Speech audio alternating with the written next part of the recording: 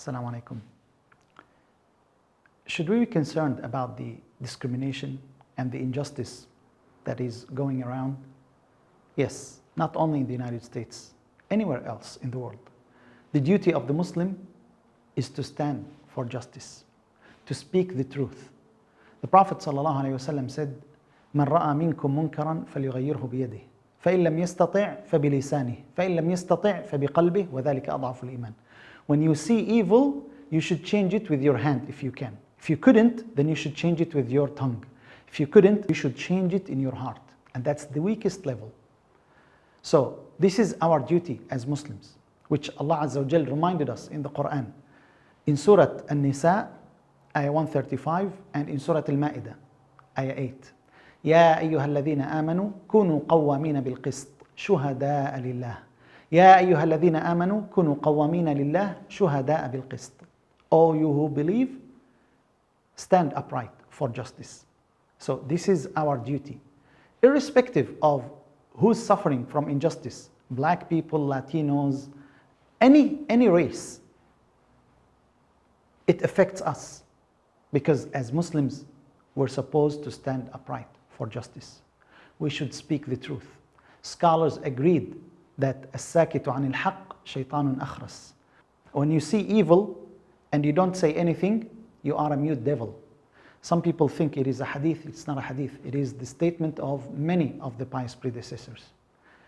Now, having said that, coming to a practical solution, after those demonstrations, what will happen? These are not the first incidents that we witnessed. On the same day of the murder of George Floyd and the other incident, this is not new. Before that, in 2016, Tony Tampa was murdered by police. In 2018, Shukri Saeed was murdered by police. They were called for help and they came to kill her. So, the incidents are countless, just too many to count. What's the solution? Two things.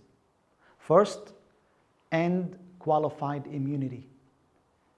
If I know that I'm not going to be punished, then why would I care?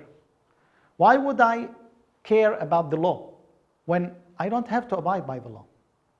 Police officers, they have to be held to a higher standard, not even the same standard as people, the normal people. Imagine in Islam if there is immunity for someone. The Prophet ﷺ, when people try to intervene for a noble woman, we cannot impose the punishment on her.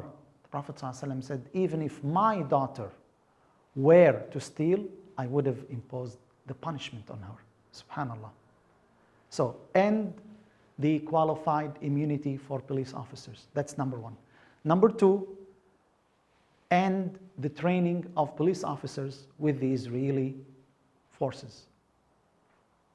As long as they are trained with them on tactics of attacking civilians and innocent people by the occupying forces, then we will see this happening again and again. These are two solutions that guarantee will end police brutality. We ask Allah Azza wa Jal to see an end for this soon. Assalamu alaikum.